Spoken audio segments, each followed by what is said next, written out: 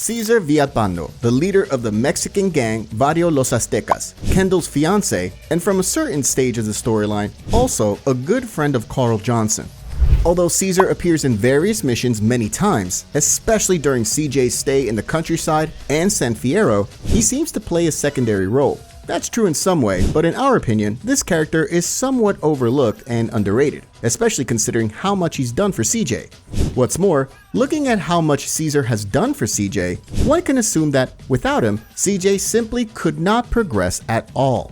Why do we think so? We'll tell you about it in a moment. Welcome to the Gaming Investigators channel, and let's get started.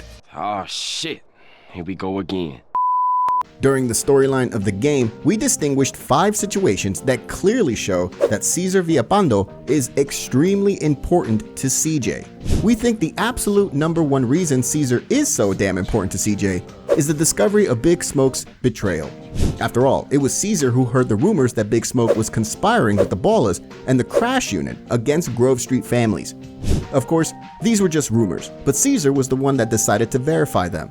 He had bothered to do it specifically for CJ, although he definitely had some work to do for his gang. After all, the plan of the Crash Unit and Big Smoke was nothing good for Barrio Los Aztecas, which, like the Grove Street families, was also against crack cocaine. Of course, all Cesar did at this point was mostly for Kendall, whom he loved, but also in part because of his care in his gang, which we mentioned a second ago. But it doesn't change the fact that CJ gained a lot from it.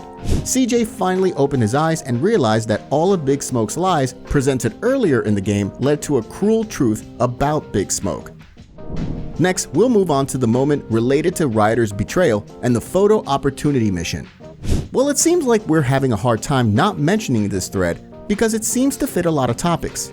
By the way, if you're interested in the whole genesis of Ryder's betrayal, we recommend watching our video on this topic, which will now be displayed in the tab.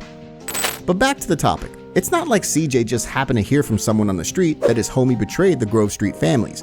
And no, we're not talking about the Green Saber mission here either, because it's clear that Ryder should not be there at all. We've already mentioned that when Cesar and CJ talk in the car, they act as if they didn't even notice Ryder's presence at that moment. Oh no. Shit, Smoke, what you into? Shh, that's it. Look at that ride. That's the motherfucking Green Saber.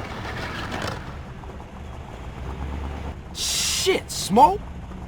Crash making you sell us out? Moms. Sorry, Issy. I heard a rumor and poked around. I didn't believe it myself, but... Nah, you did the right thing. Anyway, let's move on to the photo opportunity mission, in which everything indicates that Ryder does not appear in the role of a traitor coincidentally. We see this whole scene again only thanks to Cesar, who once again risked his life following the Ballas car, which is going to San Fierro for drugs. Needless to say, Cesar could easily be spotted, and if he was, he could quickly lose not only his car, but also his own life. What's equally important in all of this is that thanks to Cesar's initiative, CJ was able to get to know the local syndicate organization for the first time, which, after all, will play a key role in the further part of the story.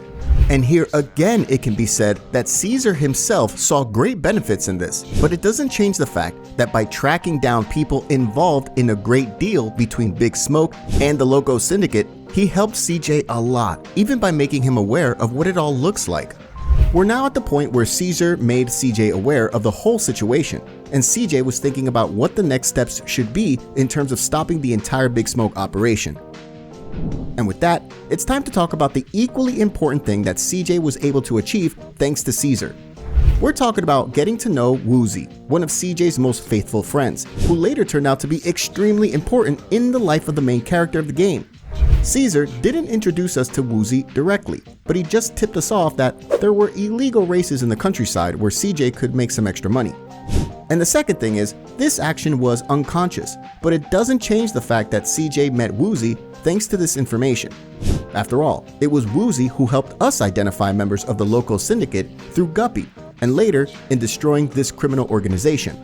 It was Woozie who sent his men to our aid so we could effectively break up the meeting at Pier 69.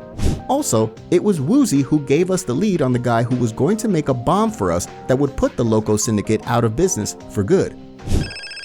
Yeah. CJ, Who is this? I work for Woozy. He told me to call you. Alright, what's up? I'm rigging a car with explosives so you can take out the crack factory. Drop around the garage downtown. Cool. I'll be at you in a minute. Another thing is the shares in the casino, which began to prosper. Indeed, we didn't get those shares for free because we had to work hard to deserve them. But in the end, we received a reward quite adequate to our contribution to the triads. And besides, we can't forget that Woozy sent his men and organized a plan to attack Mad Dog's villa, which we wanted to recover. So getting to know Woozy was crucial, and it probably wouldn't have been possible without a certain phone call from Cesar Vialpando. Hey, Holmes, I've been busy. Caesar, what's up? I can smell Nachos oxide from a mile off. Racing, my friend. Cars, not beautiful cars, but fast, man, fast. What are you talking about? Street racers from San Fierro. They meet out here to tear up the blacktop. No chota choppers. You want to make some money? Does the Pope shit in the woods? Why you keep asking me that, Holmes? I told you, I don't know. What Holiness does his business is his business. Just get a fast car and meet me in Kendall just south of Montgomery. See you, man.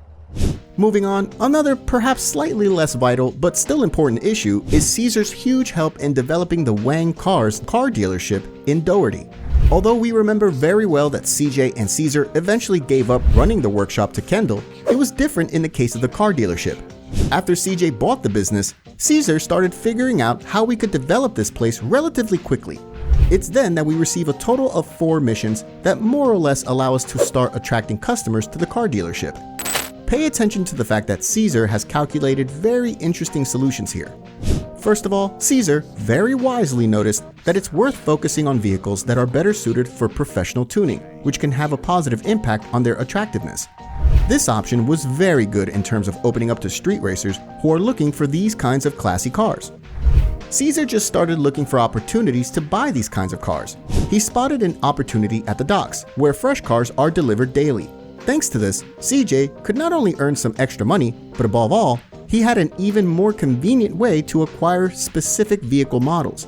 Cesar thus opened up another possibility for CJ in the form of acquiring vehicles that are, let's say, more common and which at the same time are also often sought for purchase. In short, at that point, Cesar showed that he had quite a flair for business and consequently helped CJ to increase his business portfolio. The next and last moment when Cesar was useful to CJ was the hijack mission that CJ was doing for Mike Torino. For those who may not associate this mission with the name itself, let us remind you that CJ's task is to take over a certain tanker. Since Torino thinks it would be difficult for us to stop the vehicle, we are to ask Cesar for help. Of course, our sister's boyfriend agrees without hesitation, although we don't even tell him why we need the tanker. The mission walkthrough is rather predictable. We're riding a motorcycle while Cesar is trying to jump into the tanker's door. Anyway, it's worth pointing out that Cesar is risking his life for our cause. After all, contrary to appearances, it's not an easy task, because if we look at it from a realistic point of view, one wrong move and Cesar can easily fall off the bike. Well, bearing in mind that we are on the highway where vehicles move at a fairly high speed, the chance of losing your life by making a tiny mistake is quite high. Also, given that this quest is part of the Mike Torino storyline, we can say that it brings us closer to Sweet being released. So, summarizing today's episode, we are convinced that if it wasn't for Cesar Vialpando, CJ would have had many difficult things in his life. That's because, as we've seen after the situations discussed today, the man tried to help CJ at many stages of the game. Moreover, it wasn't assistance with small issues, but something that brought a lot of good to CJ's life, ultimately helping him solve the biggest problems. We encourage you to watch a video about why Mike Torino founded Loco Syndicate, because this episode is somewhat related to the topic of today's video. In the meantime, thank you for being with us and for the constant support, which we highly appreciate. Take care and see you in the next episode. Bye!